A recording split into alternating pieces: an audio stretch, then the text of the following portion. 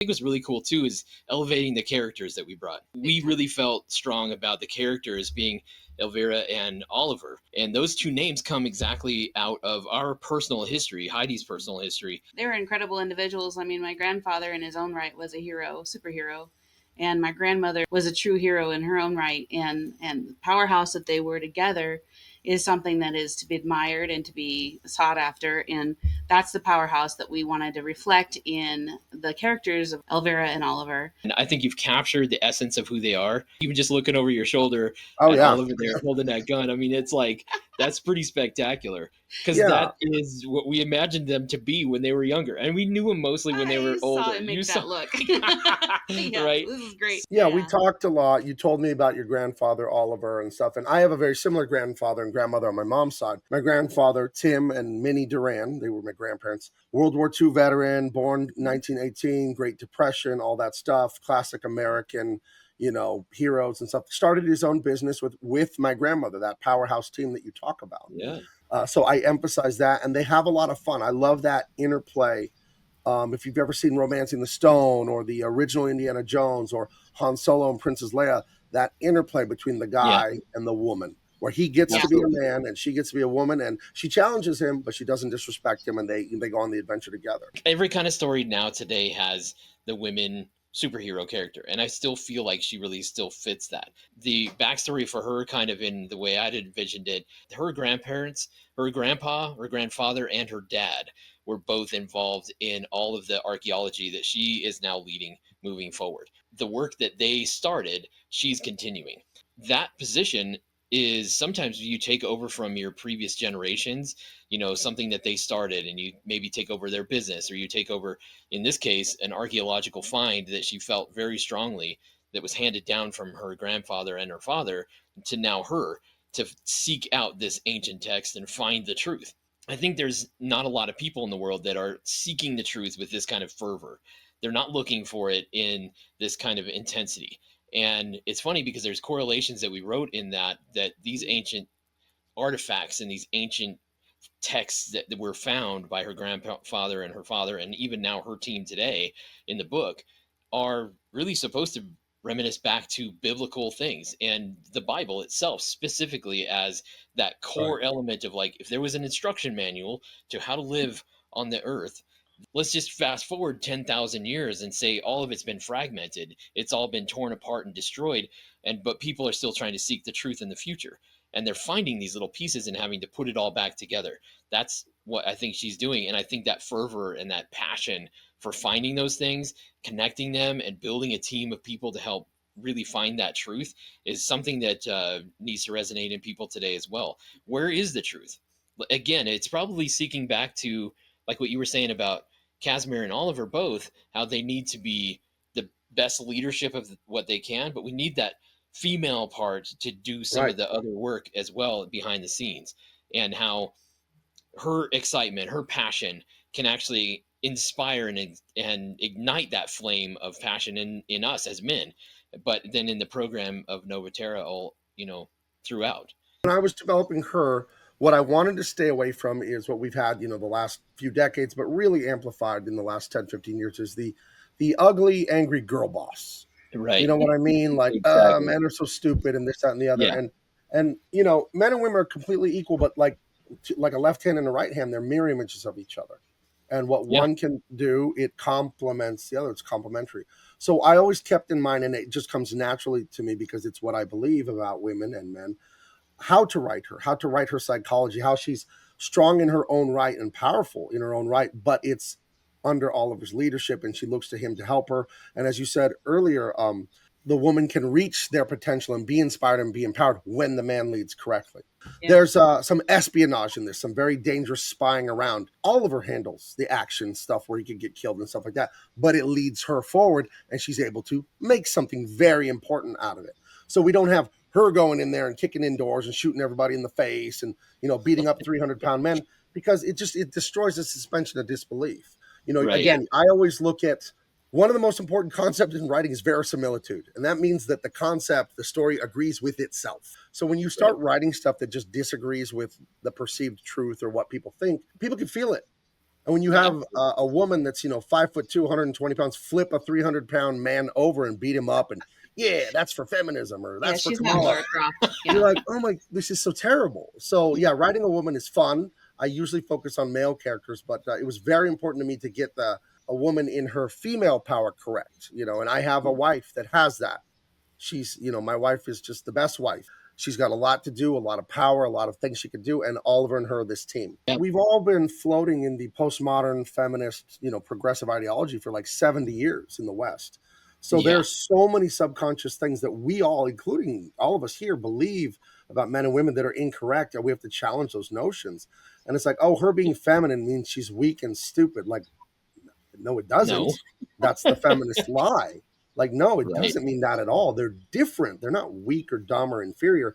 So I challenge that in my writing to try them write them as normal, honest men and women, honest representation of what men and women should act like, instead of this pretense of, they're flying through the ice comets and he starts screaming and Right. she tells him to calm down, right?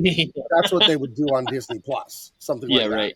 So to me, it was very important for Oliver to kind of play the middle, but he has a sense of right and righteousness and all that.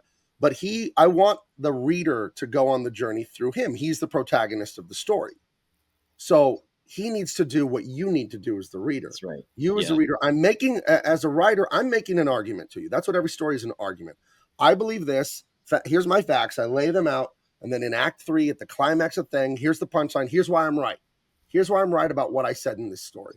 So I needed him to go on this journey of, I don't know, maybe she's crazy. Maybe this is true. But he's a noble man. So I'm going to go on this thing and I'm going to wonder about it. But his whole concept is, I am a good man, a husband and father. And I'm not perfect, but I'm trying every day to get better in every aspect of my life. So I'm going to test this thing. I'm going to try this thing and keep going with it and going with it. And as long as I see that, yeah, this is kind of leading me to something right, and the people against me, well, they're doing some pretty bad stuff, so I must be on the right trail. I needed him to experience that because I need the reader to experience that. The greatest part about this is that these characters represent the best of humanity as what God intended it to be. And I think also every one of us, every one of the fans are going to find their grandparents in these people, or their parents in these people, or themselves in these people. And that's what we hoped for. I mean, even a lot of the story plot comes from challenges that Heidi and I gone through and our family had gone through. So many of those little pieces of the plot, it flowed right through. Like, you picked up on all of those core plots. And what was really awesome is your vision for how to write more to it. As a new writer, it was cool to work with you and see how you were able to expand the story, bring more action to it. It revolved around these characters and plot points that we'd put together. So that was really, really cool. Well, So for me personally, it was really neat once you got to see the script and you were pushing back on your part of it. It was neat to see on paper what I saw in my head. yeah, Okay. And that is a talent. And I am just so grateful we get to work with you. Casimir was an interesting character. Somehow he came to me just as an evil guy. And a lot of my story originally was kind of this cyberpunk kind of feel, and I feel like the themes that you brought to this were a much more solid feel. So Casimir actually turned into something that I thought was really interesting. At first I was kind of like, whoa, his character a little bit more opulent than maybe I thought, you know. Right. And what's cool about that though is, as I started looking back through some old sci-fi, I started realizing how many actual characters are themed very much in the opulent style. And when you think about a character who is what Casimir is, he's this evil dictator, leader, tyrant, you know, but he's also mega power hungry, and he's kind of like the king. He wants to make himself the king, which is kind of relevant to a whole lot of things today. It's interesting how leadership in government, or leadership just over people, authority, always attracts like psychopaths and sociopaths, people who are attracted to that kind of stuff, and then they just become weird. And I love Right. how you brought that forward and expanded on it and maybe exaggerated it, and made him just this weird dude. My thinking with him, he was a much smaller character in the draft you sent me. I don't even know if he was like a supreme leader, tyrant, emperor. I don't even remember, but he was a much smaller character, and he was sort of on Elvira's side at the beginning.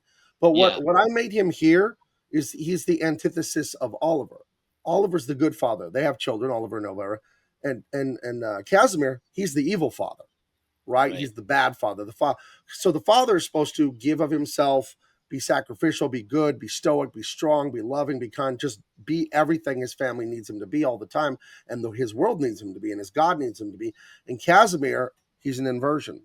It's what do Right. I want? When do I want it? And I mean, at one point, it's not as well. He calls himself a god in this thing. He's a lunatic. You know what I mean? But he is the inversion. He's the antithesis of Oliver. He is the evil, horrible, selfish father. And and he pretends to be loving and benevolent, and lots of people are fooled. And that Right. I hope that that's not a little too on the nose for some of the stuff that goes on politically in the world today.